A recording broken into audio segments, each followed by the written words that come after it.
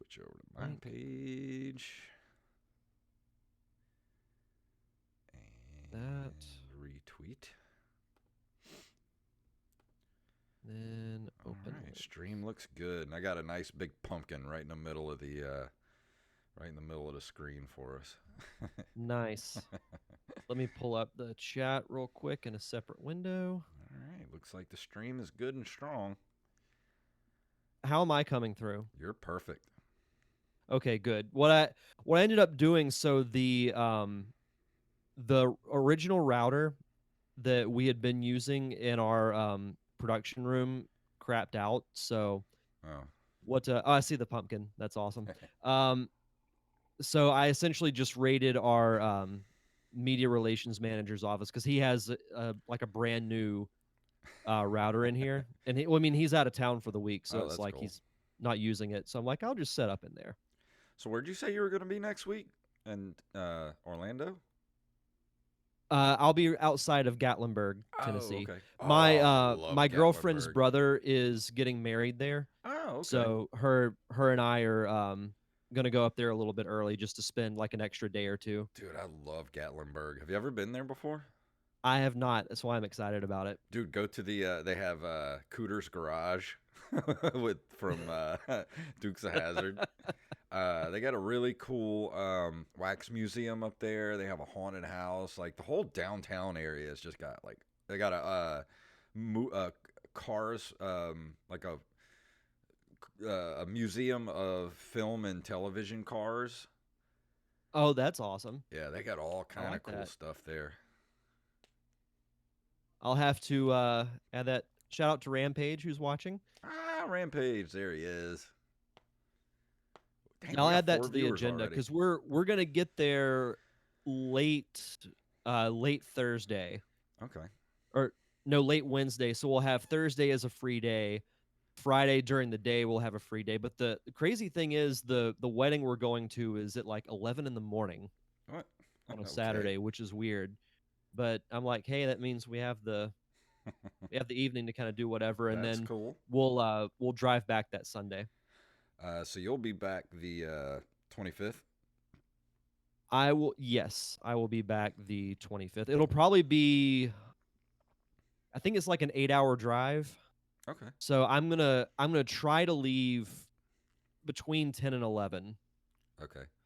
We still got to figure out when we're gonna do our commentary for this month. Mm-hmm. We can do it that week after you get back. I say we save Mask of the Phantasm since we're kind of running out a month to do it, and we're also recording next week's episode on Sunday. Why don't we go ahead and just do like another episode of we can do a two for like we can do an episode of Real Ghostbusters and an episode of that weird Pac-Man thing on Netflix. We'll just do a 2-for-1 episode. Do you want to do it, or do you want to try and do it on the 25th?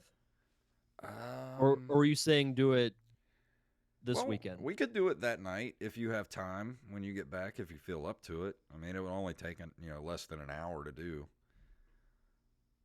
Yeah, I can't 100% guarantee what time I'll be back. I want to try and be back by like 8 or 8:30. Okay. Well, if you can. all I'd need is like, I mean, if we're just going to do audio, I just need like 5 minutes to set up. It's either that or we could do it that Monday night, the 26th, whichever works better for you. Yeah, we could do it. I mean, I wouldn't be totally opposed to doing it right after we do the Evil Dead roundtable. Oh, that works too. Yeah, we can do that. Yeah, that makes more sense. Because my thought was to maybe start the Evil Dead around like 7:30, and then go maybe like a little over an hour. Okay.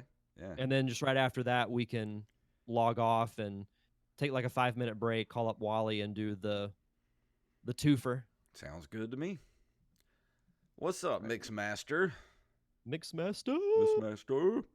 All right, well, I've got everything pulled up and ready to go, so whenever you're ready, you just give me the go-ahead. Yep, I've got everything pulled up, so I'm all set. All right, here we go. In 3, 2, 1. Do you like this show and you want to help support us? Do you want us to stay ad-free? Do you want extra episodes every month? Of course you do. Then head over to patreon.com/nerdcaveretro. Become a Patreon supporter of this very show.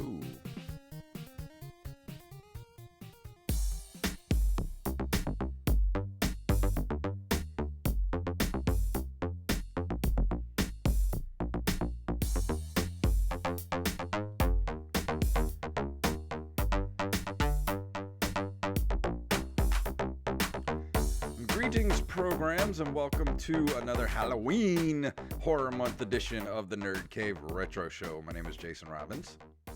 And my name is Derek Diamond. And we are actually, if you like to join us live on Wednesdays, I want to get this out of the way up top. We will not have a live show next week, but we are recording it this Sunday. And they're asking us in the chat room if we're going to do it live on Sunday. And I don't mind doing it live if that's up to you. That's, we'll be doing it at 11 a.m. Central Sunday morning. So I was about to say Nerd Cave Retro After Dark. Yeah, Nerd Cave Retro just waking up is what it'll be. The early bird edition Yeah. of Nerd Cave. I mean, I'm not against doing it live. Yeah, that's fine by me. I don't mind doing it. Yeah, if you guys want to watch us live on Sunday morning, yeah.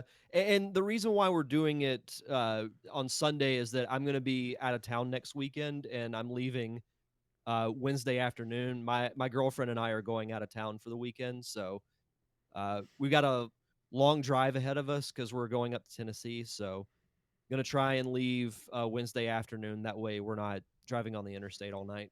So yeah, you don't have to worry about not having a show next week. We will still have a show, and we also are going to be doing this month's extra episode for a Patreon, the commentary, which we are going to push back Mask of the Phantasm because for some reason October is getting away from us.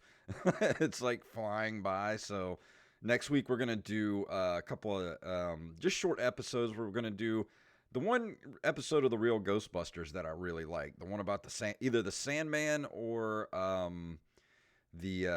what's his name, the one in the closet, shoot, it's been forever since I've watched that, so I have no idea. The Boogeyman. Yeah, he's like the Boogeyman. He lives in the closet. It's one of the scarier episodes. And then we're gonna do an episode of that really weird Pac-Man thing on Netflix. That's a nice way of describing it. Yes. For sure. But yeah, we'll we got some fun stuff. And like you mentioned, the month's just kind of gotten away because I just remember the other day I was like, oh crap, I gotta set up the Evil Dead roundtable for my show. So I got you and Mr. Steve Wise on the call. So we'll actually I'd like to do that live as well. So I think we're gonna plan on 7:30 p.m. As of right now, but I'll post final details on all the social medias. We'll be discussing all things Evil Dead, as voted on by members of the Derek Diamond Experience Patreon. Yes. So a lot of good stuff to look forward to over the next couple of weeks. Yes, Mixmaster, it'll be this Sunday, the 18th. We'll be recording that early episode of Nerd Cave Retro. And yes, you guys don't forget to, we're coming up on episode 200, so get me your recordings. Just a short little, MP3 recording. Just do it on your phone or whatever. 15 to 30 seconds and send it to nerdcaveretro@gmail.com. I'm going to put all those together. Just send us anything you want. How much you like the show, some of your favorite moments from the show, your favorite games. Even if you hate us, send us a voice message and we'll play it. That being said, how has your week been, my friend? It's been very busy. For those who are watching the video version, you can tell I am on assignment once again. We had a late event here at work, so set up shop here. The connection, I know last time I did the show here, we had some issues with the Wi-Fi, but my laptop is hardlined into a newer router, so connection seems to be good. So yeah, we've got that loud and clear. Sweet. So other than that, been really busy with work. The cool thing is on Saturday, I'm actually going to be working over in Mobile, Alabama, which is kind of like the middle ground between where I live and you live. Yep. I'll be there at the University of South Alabama, actually working a football game for their ESPN broadcast. So Cool. doing, I might be running camera. I'm not exactly sure what I'm going to be doing yet, but I'll be doing that on Saturday. But yeah, just really, really busy stuff with work because we've got some big events we're doing at the end of the month and even into November. So That's cool. I'm spending a lot of time here. Mixmaster, if you mention Fester's Quest again in the chat room, I'm going to have Rampage boot you from the server. That's actually, that was a good thing that we might be able to throw in there is best rant. Yes. We've had some good rants on the show. Oh, for sure. But no, I've actually been contemplating actually playing Fester's Quest on stream, and so people can see my rage when I play that stupid game. I'd love it. I'd love to see it. But I've been pretty busy. Work's been crazy the last couple of weeks. Plus, I've been doing a lot of practicing for Castlevania. This Friday, the 18th, from 8 p.m. Central to 10 p.m. Central, right here on my Twitch page at twitch.tv/JayFunktastic. I will be participating in the RGB High Score Tournament. And for the month of October, it is the original Castlevania for the NES. And I've been practicing my butt off. I've been playing that and Rondo of Blood, which I'm reviewing tonight. So I'm starting to hallucinate Medusa heads flying at me at this point because it's been nothing but Castlevania all day, all night. Well, I'll definitely be tuning in whenever I get the chance. So I thought you did well with Ninja Gaiden. So look forward to seeing what you're doing with Castlevania. Our buddy Nate at Retro Gaming Dev did his runs last night, and he ended up with a 2907. So he broke a sub 30, and I'm hoping I can get around that same time. So we'll see. I'm still struggling with Dracula, so I don't know. We'll see when Friday gets here. We'll all be rooting for you. Well, thank you. And I'm pretty much ready to go into the news. Are you? Yeah, let's do it. Let's do it.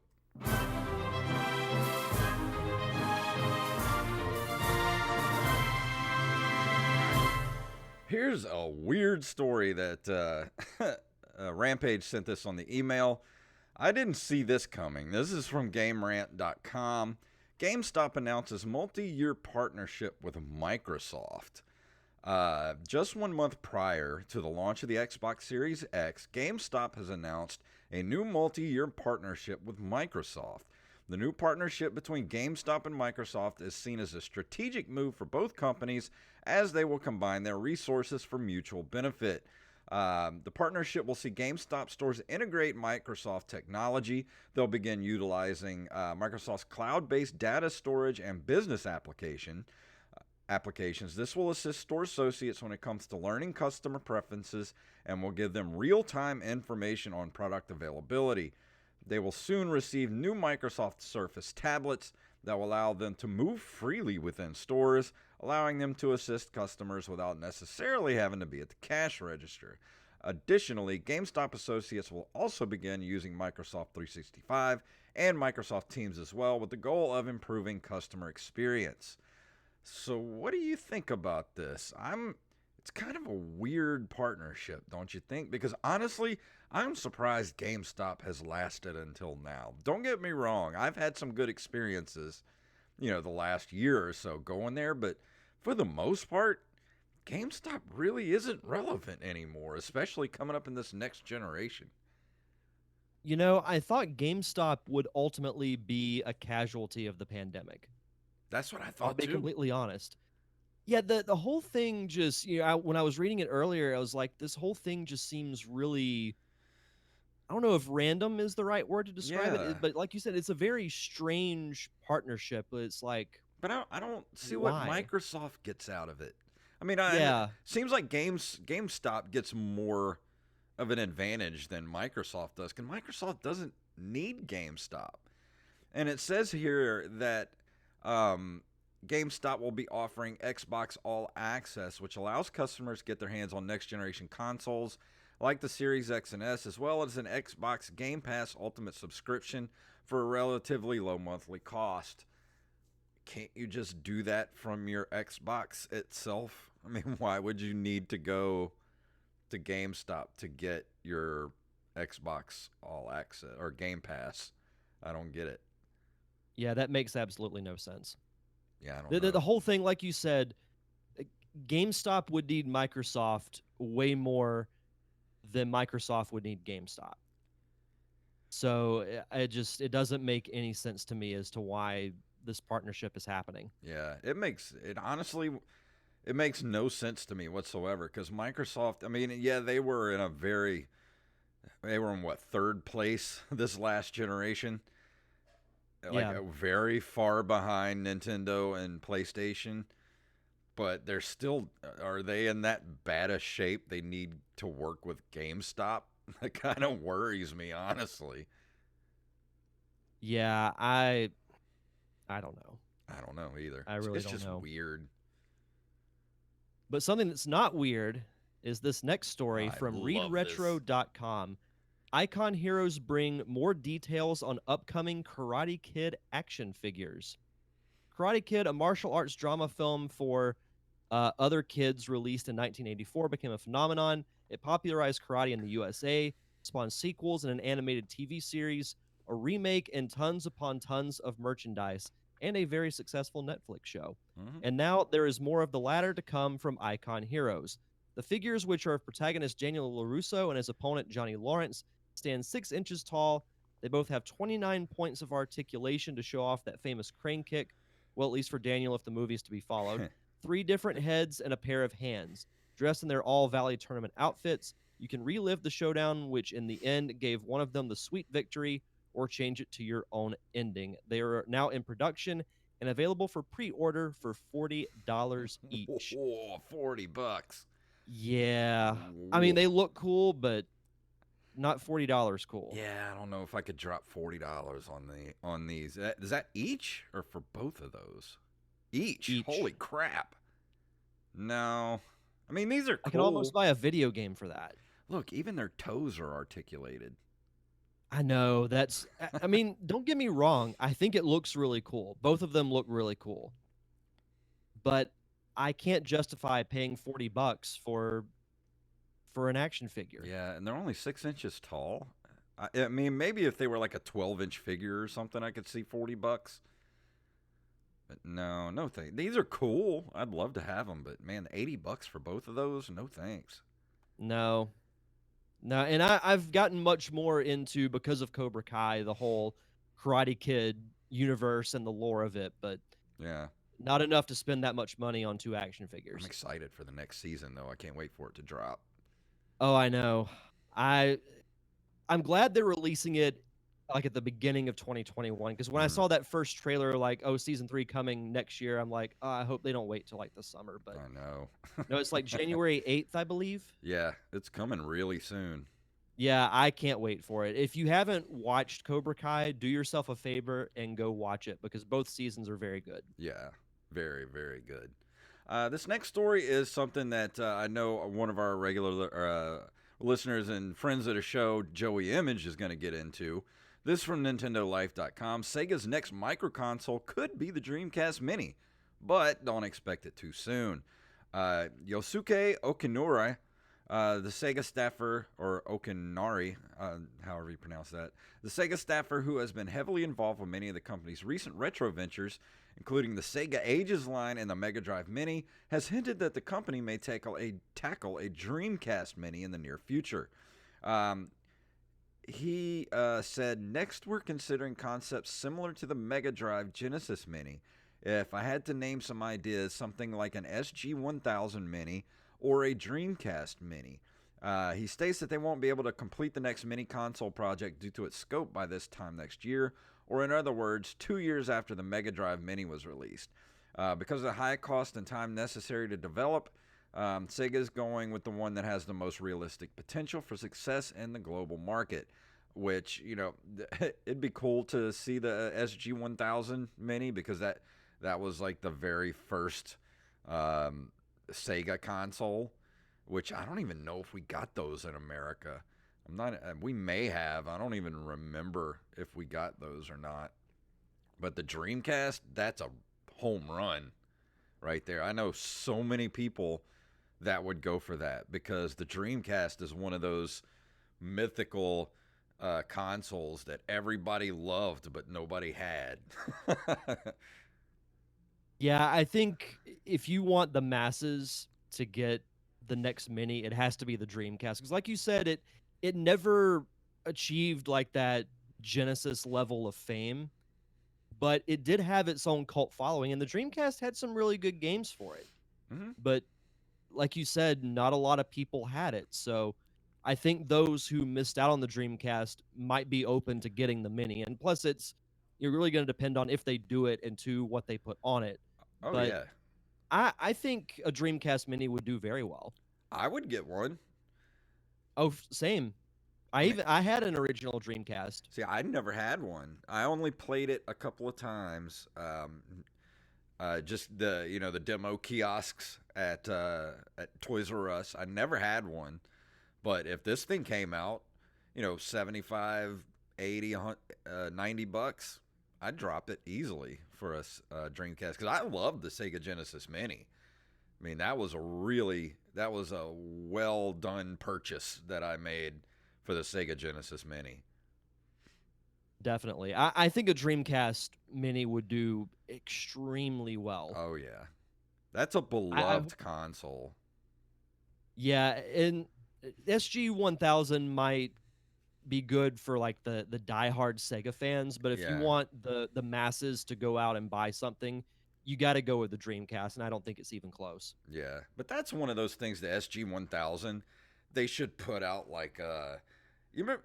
Did you ever get any of those? It just looked like an Atari controller, but it had like 20 Atari games on it. It was just plug and play on the TV. It should just do Mhm. that, with the original SG-1000 controller, and just put a little SD card in there that has 20 or 30 original Sega games on it, and sell that for 20-30 bucks. Yeah. No, I think that would be the route to go. Yeah, not made by At Games. No. No to at games. So our last story comes to us from nintendolife.com. Amazon Prime Day 2020 best deals on Nintendo Switch games, consoles, micro SD cards, and more. It's that magical time of the year again, Amazon Prime Day. This annual event is usually held earlier in the year. It was held in July of 2019. As we've discovered through the course of the year, 2020 likes to do things a little bit differently. Hmm. Delays aside, Amazon Prime Day 2020 is reportedly shaping up to be the best one yet. And with Nintendo soon facing competition from the PS5 and Xbox Series X and S consoles, we're sure we'll see some great deals on Nintendo Switch console bundles, games, and accessories this Prime Day. Below, you'll find all the best Prime Day 2020 Nintendo deals going to the UK and the US. Let's see what we've got Yeah, here. they got them all mixed together here with Yeah, I see the console UK. bundles. Yeah, that's all UK, UK, US deals. Here we go. Let's see. All right, here we are. So we've got for games, just to mention a couple, we have Breath of the Wild, the digital version for $40, Yoshi's Crafted World for $40, Splatoon 2 for $40. Let's see. That's more UK. More UK. Here we go. All right, here we are in the US. All right, so um, Nintendo Switch accessories. We have the Nintendo Switch steering wheel for $18, gaming headset for 130, a really cool looking dockable case. That's in UK. That's £8. Oh, that Um, is cool. yeah, and micro SD cards. We have a 512 gigabyte for $80, 256 for 40. a really cool looking Nintendo licensed one with a star and a mushroom on it, which is in the UK. But no, some pretty cool stuff. I think if you're looking to, if you still haven't played Breath of the Wild, now's your chance to play it for a discounted price. They got some cool accessories too, so definitely go on Amazon Prime and check that out. Yeah, definitely. If you have a Switch and you need to get an SD card to up your storage, definitely hit up Prime Day because they have the 128 gigabyte from SanDisk, and it's only $20. That's way cheaper than the Nintendo branded one. Yeah. And the games are so small for the especially if you play a lot of indie games, you'll never fill that thing up. Well, and I know you're rarely going to use that amount of space, but I like that they offer like the 512 gigabyte cards. Because you're never going to use all of it, but it's almost like that peace of mind thing, knowing that you'll never run out of space. That's a lot of space for just the Yeah. Switch. Half a terabyte. Yep. Just think like a half a terabyte is on a tiny SD card, and I can still remember the days of floppy disks. Oh, I know. 3 megabyte floppy disks. Oh, if you were in megabyte form, you were on cloud 9 in the digital world. I remember the entire storage for my Hewlett Packard back in '94 was like, oh man, I don't think it only had like 124 meg or something really small.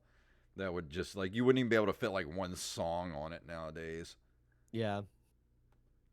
The evolution of technology is really fascinating. Yeah. But let's go ahead and move into this month in video game history. Yes.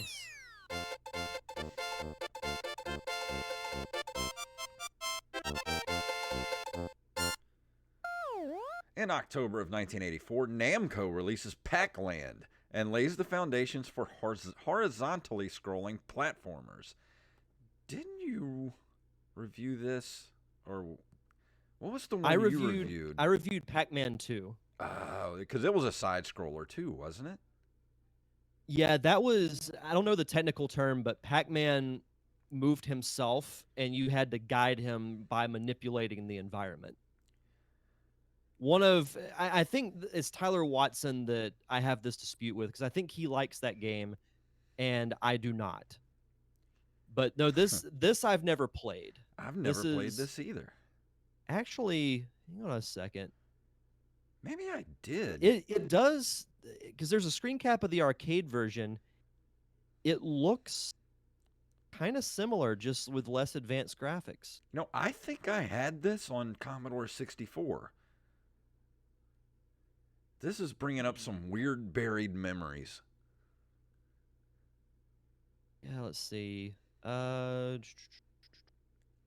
if my mom and dad still have that Commodore 64 buried somewhere at their house. That would actually be really awesome. If I could find that, that would be awesome. Oh, man. That'd be great. Let's see. October 18th of 1985, Nintendo releases Duck Hunt for the NES in North America. This game contains who I consider to be the original troll, the Duck Hunt dog. The damn dog. But the best thing about the Duck Hunt dog was when they included him as a character in one of the Smash Brothers games, because the reveal trailer for him was awesome. I remember we talked about that at length. Yeah, well, no, like I thought it was absolutely brilliant that they included that character, because it's like if you grew up with the NES, you knew how annoying that dog was, and that you finally got the chance to take out 30 plus years of frustration. I thought was brilliant by Nintendo. Dude, and I can't believe that just a few years ago everybody was going crazy online when everybody found out that the second controller port could control the duck. I'm like, how did nobody else know that? That was common knowledge when I was a kid. I guess it was just one of those things that didn't survive through the times. I don't know. On October 18th of 1987, one of my favorite Nintendo games was released. Mike Tyson's Punch-Out was released in North America. A lot of good games came out in the month of October. It's a good You month. you can go back and on our Google Doc, I still have the saved gaming histories that we've done throughout the month. October was a very, very good month for retro games. Yeah, it was. Very, very good. But no, Mike Tyson's Punch Out, that's one of those games that's synonymous with the original NES. You think of, Mario, Zelda, I would throw in Metroid and Mega Man in there as well. But Mike Tyson's Punch Out, definitely up there too. That was definitely one of those games that you go for a sleepover, at someone's house. Someone brought the Mike Tyson's Punch Out, and that's what you stayed up all night playing. Oh, for sure. On October 3rd of 1989, Broderbund releases Prince of Persia for the declining Apple II, having been in development since 1985, but ports to other systems turned the game into a hit. Never played any of the Prince of Persia games. Yeah, you didn't? Mm-mm. I played it a little bit back in the day here and there. I don't think I've ever actually owned a Prince of Persia game to play. I know it was pretty innovative the way they did rotoscoping for the character and stuff. So I do remember that little trivia fact about that is it's almost revolutionary sense when it comes to that aspect of gaming. On October 28th of 1994, Killer Instinct is released in arcades. It's the first arcade machine with an internal hard disk. Loved Killer Instinct. Man, I can still remember going to the mall, Aladdin's Castle. You walk in the doors, and there's Killer Instinct right inside the door, and it's just surrounded by people playing against each other. Killer Instinct was just, that game's so good. I never played the arcade version, but I played the Super Nintendo port at length. And I know I've mentioned this story before, probably when I reviewed Killer Instinct, but years ago, I had this VHS tape that was a behind-the-scenes look at the first Donkey Kong Country game. As a post-credit scene, the host of the video walks into this room that was labeled Top Secret, and there's a group of like 6 people gather around a TV, and when they see the guy, they like push him out of the room, and they push the camera guy out. But you very briefly see the Killer Instinct logo on the TV, and I was like, wait, what is that? I wish and they would sure enough, do it's a new. still one of the most underrated fighting games ever made. I know. I was just about to say that. Like, I don't know why they. I mean, it's ripe for a re-release and a remaster. Get on that, Nintendo. Let's do it. Rare. Well, it was made by Rare, so. Oh, that's right. Yeah. Yeah, so they made a new version for, I can't remember if it was the 360 or if it was the Xbox One, but I remember the reviews were not nearly as good as the original one. So seems like that game would be made for tournament fighting, you know? Oh my God, yes. Abso-freaking-lutely. On October 31st of 1998, Naughty Dog releases Crash Bandicoot Warped for the PlayStation. That would be the third installment of the Crash Bandicoot trilogy and one of the last games that one of the last Crash games that Naughty Dog made. I think Crash Team Racing was their last one. Somebody brought up on a podcast this last week. Do you think they'll ever put Crash Bandicoot in Smash Brothers? I think he's the last big character that they have to do. If they do that, they've got to have some type of, when they do the reveal trailer, they have to include Mario and Sonic in it somehow. Yeah. Like, just to have those 3 together would be like the 90s kid in me would just fangirl out over the entire thing. But they should just start the trailer out where they have Crash Bandicoot like sitting in his house with his feet up or something, and he hears somebody say it like on a bullhorn calling him out, and he looks out the window and it's Mario and Sonic. Be like, so we heard you were talking smack. I would love that. I don't know how much more DLC Smash Brothers is going to have. They just released 2 of the Minecraft characters, which I think is actually a really good get for Nintendo. Yeah. But if they add Crash Bandicoot, there's no reason for them not to do it. in my opinion. If they can work out some type of deal with, I don't know what specific company owns the rights to Crash, but if they could get him, that would be. I think Crash is Naughty Dog. Naughty Dog stopped making Crash Bandicoot games Yeah, but he years might ago. still be, the IP might still be, or is it owned by Sony, or is it owned by, or was Naughty Dog just the developer? That's actually something. I think Naughty Dog might have just been the developer, but either way, if they can get Crash Bandicoot for Smash Brothers, that would make some major noise. Like, Oh people yeah. geeked out when they announced Banjo-Kazooie, but I think it would be bigger for Crash Bandicoot. Oh, absolutely. On October 11th of 1999, Rare released a lot of stuff in October. Releases Jet Force Gemini, a third-person shooter inspired by 80s arcade games for the Nintendo 64. I like Jet Force Gemini. Yeah, it was a fun game, and I feel like it's one of those that is not really talked about when it comes to Rare games, because we've mentioned all the epic titles that they released for Nintendo consoles in the 90s. But Jet Force Gemini doesn't really get talked about. Yeah.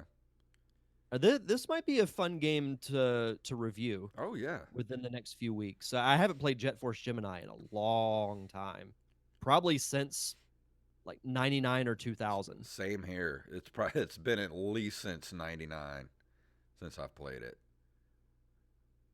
And finally, on October 25th of 2000, Spyro Year of the Dragon is released by Insomniac Games for the PlayStation.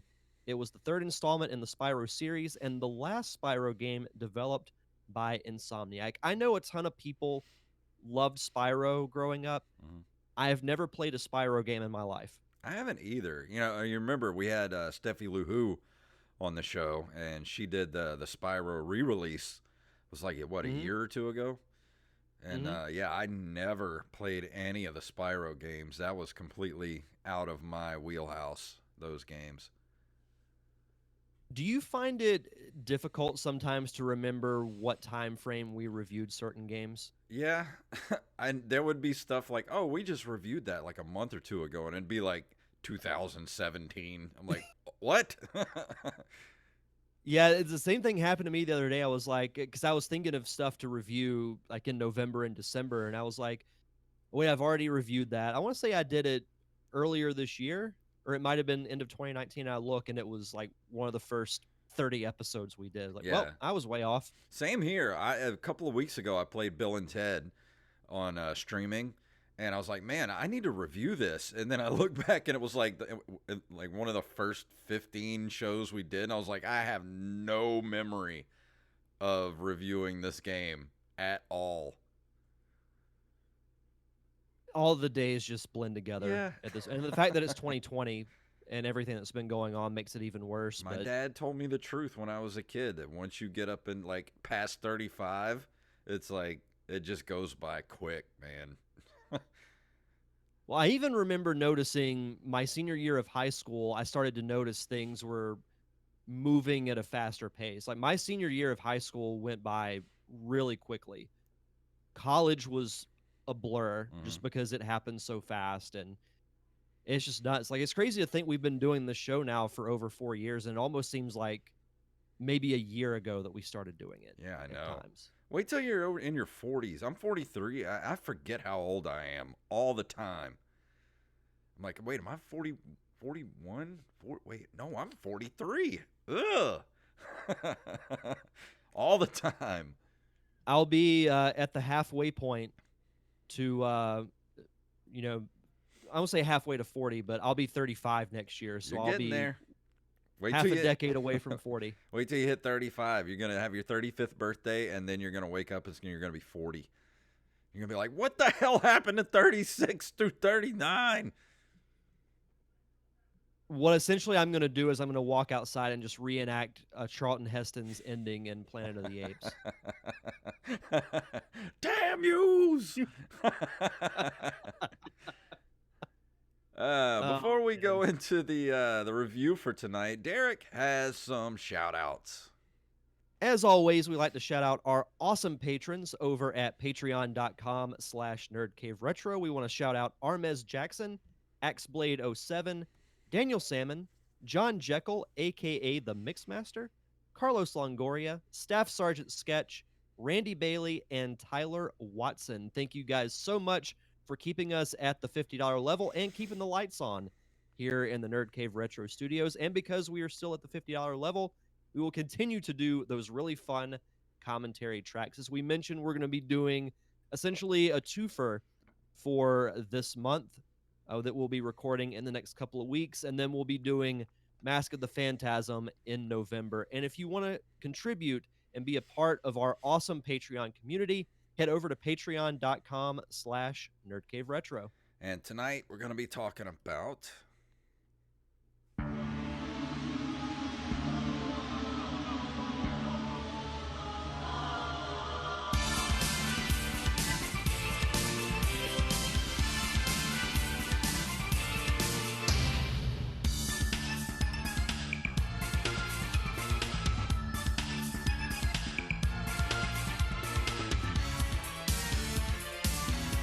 oh my god, the music for this game is so good. You want to just keep If you just want to keep that rolling the rest of the show, I will be okay with it. I'll just put on the YouTube channel with that whole soundtrack, and we'll just play that the rest of the night. All right, good night, everyone. Good night, everybody. Castlevania Rondo of Blood is a platforming adventure video game developed by Konami for the PC Engine, the Super CD-ROM system, directed by Toru Hagihara. Part of the Castlevania series, protagonist Richter Belmont goes to save his lover Annette, who was abducted by Dracula. It was the first release exclusively in Japan on October 29, 1993. A direct sequel, Castlevania Symphony of the Night, was released worldwide in 1997. The game was remade for the Super Nintendo Entertainment System as Castlevania Dracula X in 1995, and the PlayStation Portable as Castlevania The Dracula X Chronicles in 2007. None of that's confusing at all. In 2008... Well, still not on the Final Fantasy level. Yeah. In 2008, the original game was released for the Wii's Virtual Console service in Japan and for the North America and PAL regions in 2010. In 2018, the game was included along with Symphony of the Night within the Castlevania Requiem collection for the PlayStation 4. The title is also playable on the Turbo-Grafx 16 Mini, which is where I played it. And when you have the Turbo-Grafx 16 Mini, you have choices of the Turbo-Grafx and the PC Engine. And this is where I played it, was the PC Engine. And of course it was all in Japanese, so it was kind of hard to, just kind of trying to guess what was going on in the opening cutscene, because I never played this for the Super Nintendo. I think I might have a ROM of this somewhere on my computer and just never played it. I need to go back and play this. I might actually stream it for the Super Nintendo one of these days. The Dracula X, because I never played it. I did play, the only one I played on the Super Nintendo was Super Castlevania 4, which you reviewed for the show, which is an excellent video game. Yes. And I found Rondo of Blood to be equally enjoyable, but in my opinion, it is way harder than Super Castlevania 4. And I don't know why. It just seems like maybe it's easier on the Super Nintendo, because it was notorious back in the day that Japanese games were dumbed down for America, because games were always harder in Japan. So I'm not sure if maybe and Mixmaster says it's damn hard. Dracula X is damn hard. Like, maybe it's the same. I'm not sure, but man, I had a lot of trouble trying to get through this game. I mean, just not only are just the regular enemies, you got some regular enemies in the game that are I wouldn't say, they have weird patterns, when you're going through the game. Sometimes you're going through and just these, like a huge mechanical half-dead bull will come crashing through the wall and just chase you through the whole castle. that type of stuff. And then you get to the bosses, and the bosses are, even the level 1 boss is freaking hard, man. Like any other game, it would be a final boss of the game. But I'm going through this thing, and I'm having a ball playing it, but man, it was freaking hard. I think I only got to like level 4, and I don't even know how many levels are in the game. I know I got through the 3rd level, and then I just stopped. I was like, man, I can't go anymore. It's so damn hard. So is it hard, like in the frustrating? Like, because we talked about this, there are two different categories of hard. There's hard where it motivates you to keep going, but then there's the level of hard that it's so frustrating that you just walk away from the game. It's kind of it's about halfway, but if there's another little category in between those two, that's where this sits. Where it's like when you play it for a while and you're just like, oh, and you keep dying, and you get to the boss and you die, and you're like, oh, I know I can get through this, but then you just like you'll die on some random, stupid little trash mob, and you're just like, I'm done, and you slam the console off. It's that kind of frustrating. So I'm reading here that Richter Belmont's distant relative Maria Renard, hopefully I'm pronouncing that right, also becomes a playable character. That kind of adds an interesting little dynamic to it. I haven't even gotten that far yet. Let me tell you about the plot. Tell you guys about the plot. Taking place in 1792, Rondo of Blood is set in the fictional universe of the Castlevania series. The story centers around the eternal conflict between the vampire hunters of the Belmont clan and the immortal vampire Dracula, who has once again been resurrected. The protagonist is a 19-year-old Richter Belmont, Simon Belmont's direct descendant. He comes to the castle after his beloved Annette is kidnapped by Dracula's servant Shaft. You're just talking about Shaft as bait for a trap. Damn right. You're damn right. Richter makes his way through Dracula's castle, defeating his minions, including the Spirit of Death, a Headless Knight, and a Minotaur, all of whom attempt to stop Richter. Along the way, Richter can free various women kidnapped by Dracula's servants to feed him, including his distant relative, Maria Renard, an orphaned 12-year-old who assists in joining him. Tara, a nun who mistakes him for a manifestation of God. Iris, the daughter of the village doctor. And finally, Annette, after vanquishing Shaft, or Annette, who has been turned into a vampire if he fails to rescue her in time, though this is only in the PSP version, not the original release. Richter confronts Dracula and defeats him before exposing him to sunlight, causing him to vanish. Dracula's castle then collapses into the sea as Richter escapes on horseback. So it's your basic, Castlevania structure. I mean, it's not much different from the other Castlevania games. You got to go through the castle, got to find Dracula, got to beat his ass, and then you win. And then you're on to the next game where you're another descendant of Simon Belmont. You don't really need to change up the story much when it's a Castlevania game, because that's what you go for. Big monsters, whips and secondary weapons, which one of the things that disappointed me about this game is I've been playing a lot of the original Castlevania. And yes, Rampage, I was just about to get to that. He said the holy water doesn't seem to be very effective in this one. Could be wrong, but the cross is my go-to. Same here.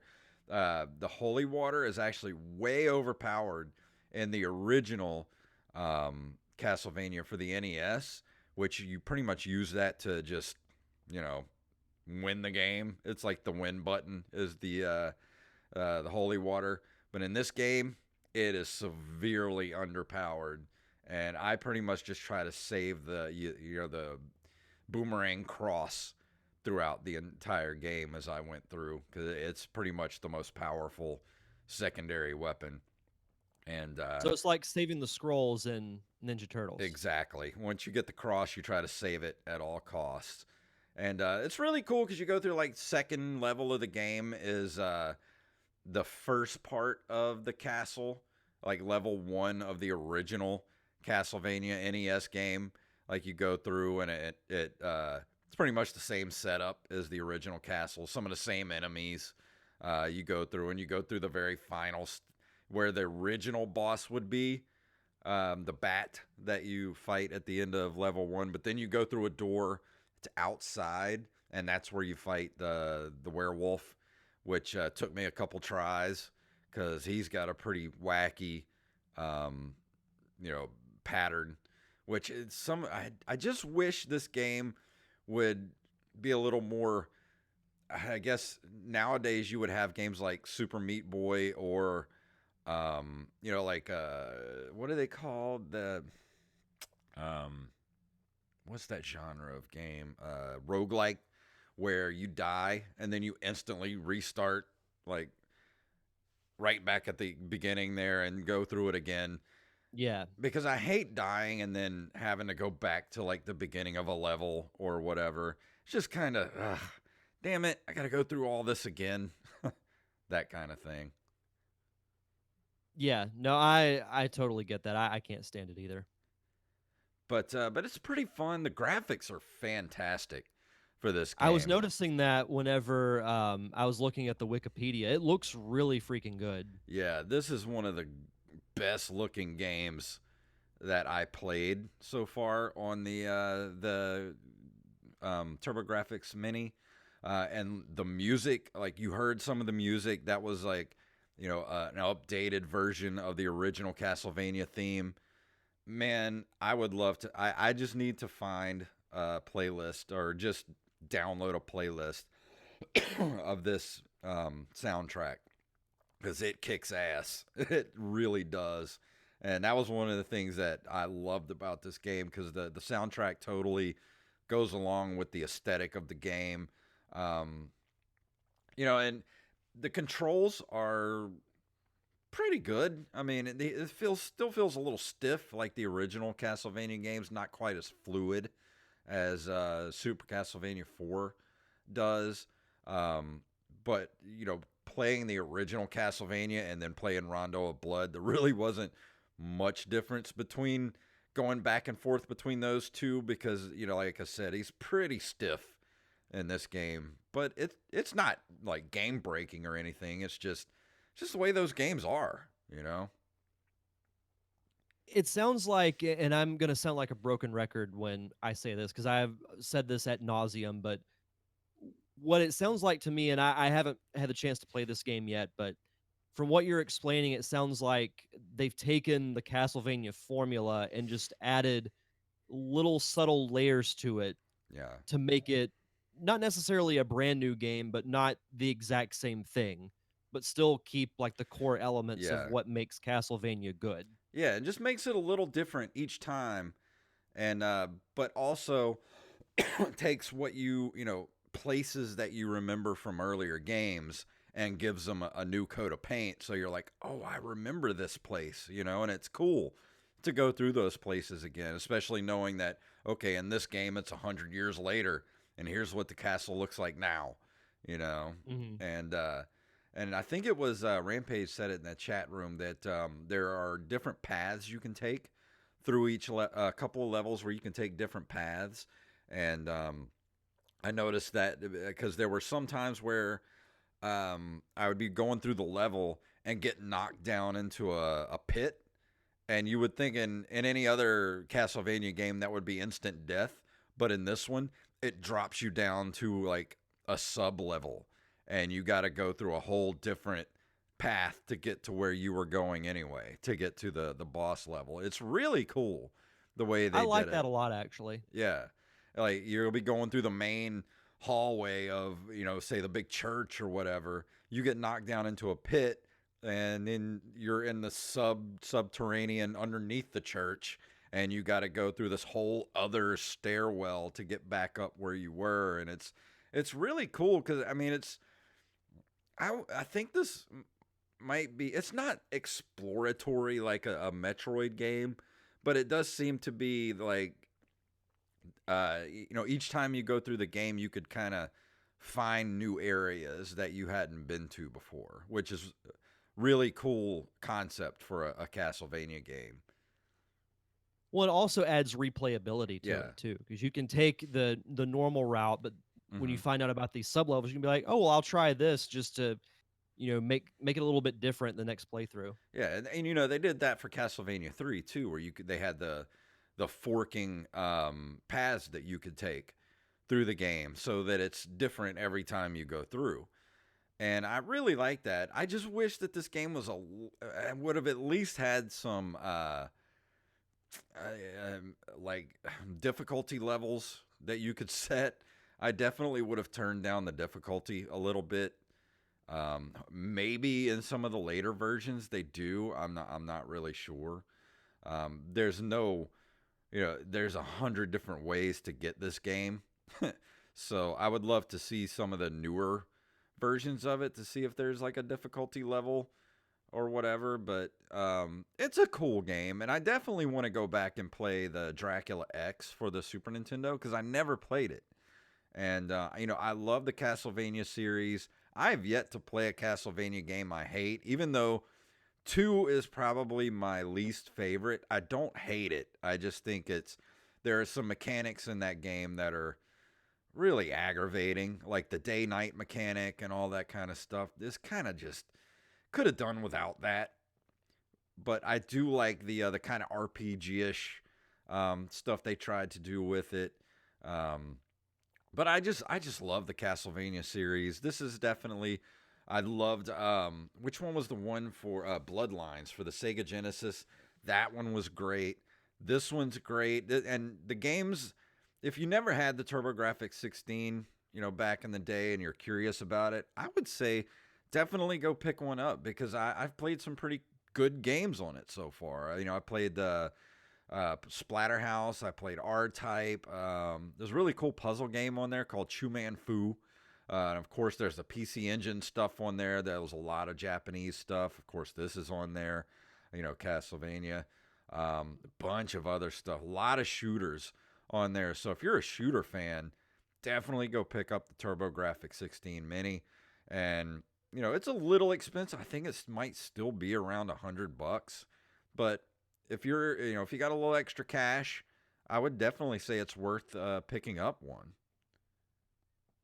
Yeah, I'm excited to play it whenever you're done with the Turbo-Grafx because I definitely want to check out this game and some others that are on it as well.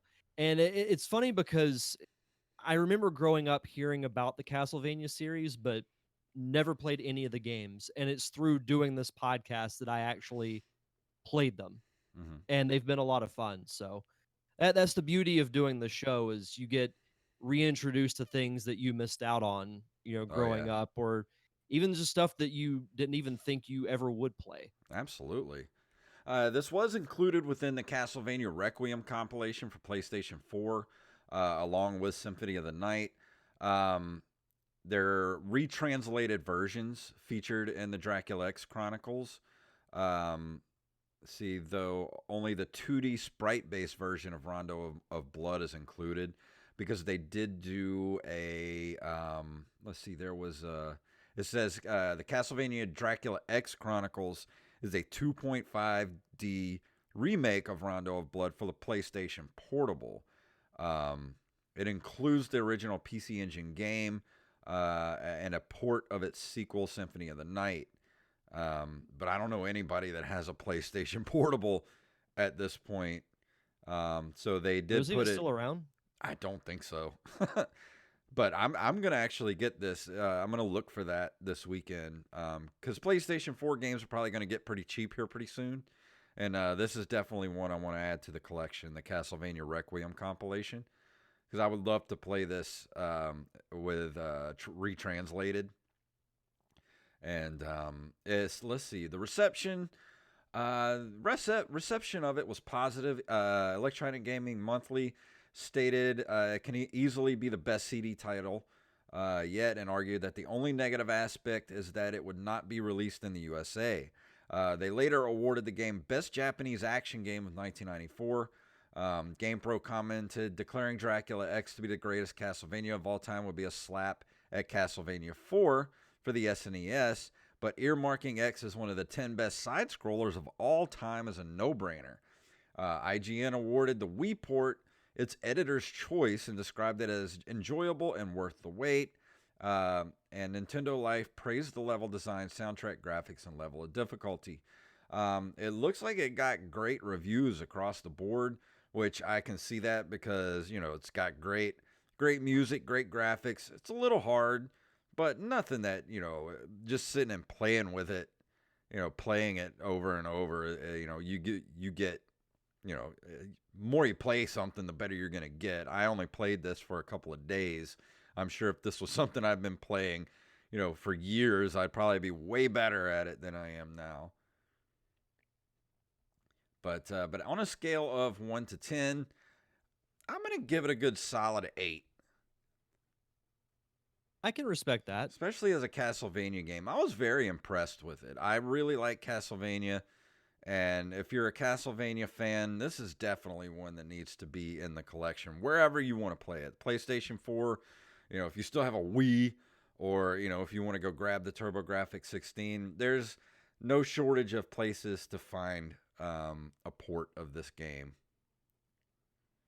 Absolutely. No, like I said, I'm excited to play it whenever I get the Turbo-Grafx 16, but we are going to keep the Castlevania train rolling for this Sunday's live show because I will be reviewing the first Castlevania game for the Nintendo 64, simply titled Castlevania, or Castlevania 64, if you want to call it that. So, again, didn't play it when I had an N64 growing up, so I'm excited to go back and play it. I remember that one not being that great because it didn't translate that well to a 3D environment for the 64.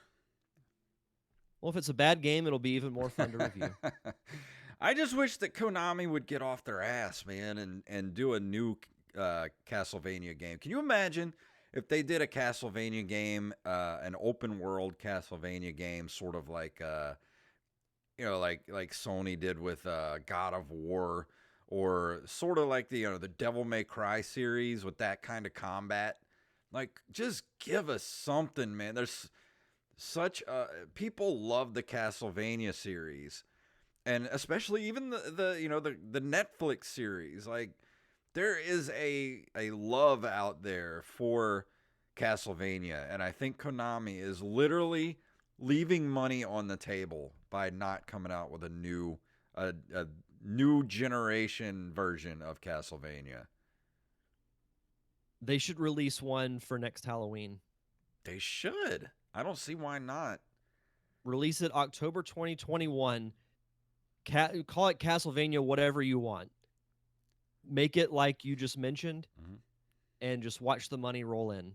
Or they could do it based on the Netflix series, that storyline. Ooh, that'd be great. And have it, like a game based off the TV show version. I'd be down for that.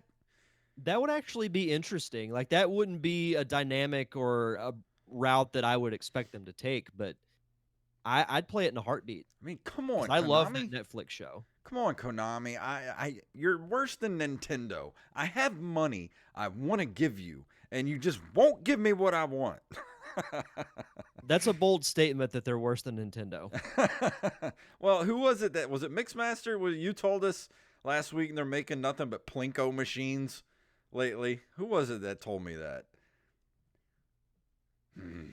I Am the Rampage said, a game based on a series based on a game. Hey, yes, they did the Street Fighter the game based off Street Fighter the movie, based off of Street Fighter the game. Street Fighter the movie, the game, based from a video game. Why not? Yeah, come on. No, I don't disagree with you. I do not disagree with you at all. I think that would make some really good money if they were to do a new Castlevania game. Absolutely. But that brings us to the end of the show. That was a fast one. Yeah, no, man. It feels like we've only been talking for like 20 minutes. I know. But it's been a little over an hour, I think. But anything else you want to throw out there before we leave this evening? No, just as always, check out the Derek Diamond Experience podcast. Oh, I did want to bring this up. So I mentioned a month, maybe 2 months ago, that I was submitting my podcast to be nominated for Best Podcast for In Weekly's Best of the Coast. In Weekly's like a local newspaper we have here in town. And I got one of the runner-up positions. So it'll be officially announced by the time this podcast is available for download. It'll already be announced. I found out today, so it's really cool. And plus, it was a vote-in award, so like all the ballots were write-ins. So the fact that it was mentioned was really cool. So thank you to everyone who voted. I got this for you. Congratulations. Love the air horn. Let's see. The only thing I got coming up, like tomorrow night at 7 o'clock, we're going to be doing the Open Micers podcast right here on my Twitch channel. Go follow that at Open Micers on Twitter. And also don't forget, Friday night at 8 p.m. Central, right here on my Twitch channel, I'll be playing the RGB High Score Castlevania tournament. And then 11 a.m. Sunday morning, Central Time, right here, we'll be doing next week's Nerd Cave Retro Show. If you're up Sunday morning early and you want to hang out with us, we'll be right here talking about retro games. So, Derek, I think that's just about it. Anything else before we go? No, I don't believe so. Just thank you to everyone in the chat. It's so fun watching everyone interact in the chat every week. It's one of my favorite parts of the show. So thank you guys, as always, for the support. Yeah, you guys were lively in there tonight. I love it when people hang out with us. Yes. Go ahead and play our music here. If you'd like to email us, you can email us at nerdcaveretro@gmail.com. Don't forget to get those 15 to 30 second MP3s to us before the next week or so. We're at nerdcaveretro.com. We're on Instagram and Twitter at nerdcaveretro, and individually at JayFunktastic and at Derek_Diamond. We're at Facebook at facebook.com/nerdcaveretro, and we're on Patreon at patreon.com/nerdcaveretro, where you can throw us a couple bucks a month to keep the lights on, and if you keep us above the $50 level, we will do commentary episodes every single month for you guys. If you can't do that, can't leave us a couple bucks, leave us a review wherever fine podcasts are sold. So, Derek, please tell them what it's all about. May the way of the hero lead to the Triforce. Yes.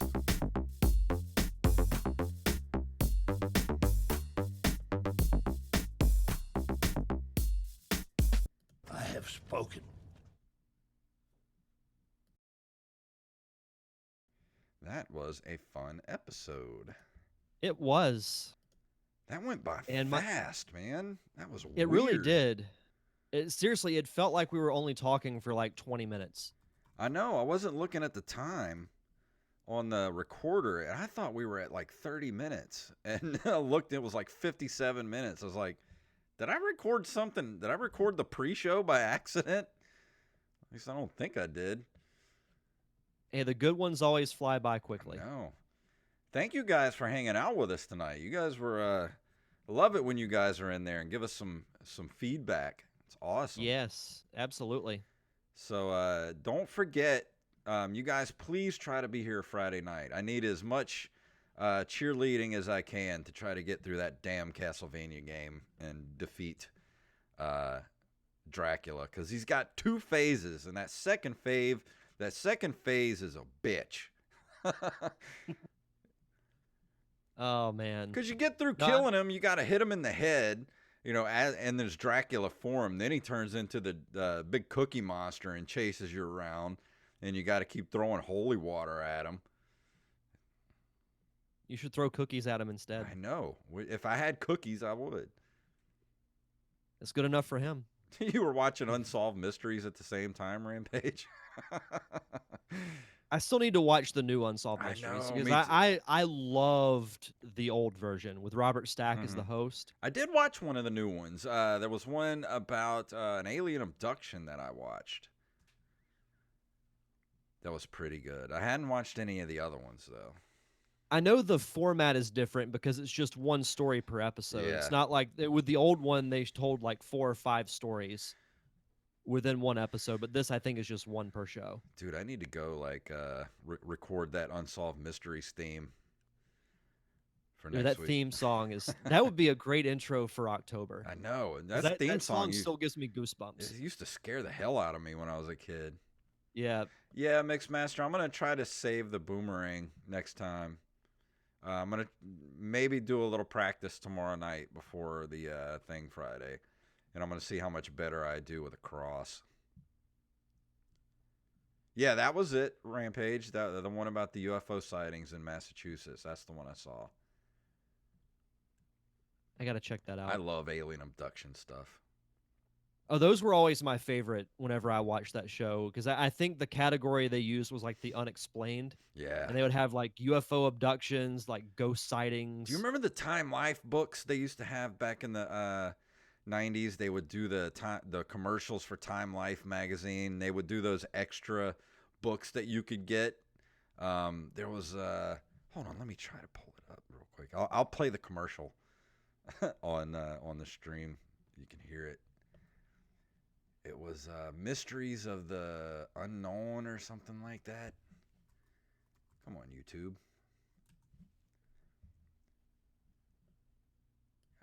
If you guys can remember what those books were called back in the 90s.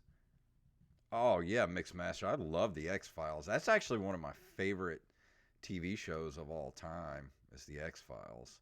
I even love the, not the reboot, but the last season that they did a few years ago. Time Life. I haven't watched that one. Books. Mysteries of the Unknown. Here it is. 1988. Ooh, here we go. I know you'll recognize this. I hope you can hear this. How would you explain it? A woman in Wisconsin is doing the dishes when suddenly she's possessed by a terrifying feeling. She's positive that her young daughter has just been in an accident. She quickly makes a desperate phone call, only to learn that her feeling was true. How would you explain this? A dozen people around the world who never met each other describe an encounter with a being from space, and their descriptions of the creature match almost exactly. And how do you explain this? A man's heart stops beating in a hospital, and he sees a blinding light that doesn't frighten him, but fills him with an indescribable feeling of peace. And how can you explain the growing number of people who feel that they've had a brush with something beyond our everyday understanding? Maybe no one can fully explain these things, but they can no longer be ignored. Do you remember those commercials? They had one book about the UFO phenomenon, psychic powers. Oh, I'd love to find a whole collection of these books somewhere, like maybe at a flea market or something. Oh, that'd be awesome. Yeah, those commercials used to creep me out when I was a kid. All right, well, I hate to cut the after party short, but I gotta shut everything down and get home. Thank you guys for hanging out. Don't forget to be here tomorrow night, 7 for open micers, and Friday night, 8 p.m. See you guys later.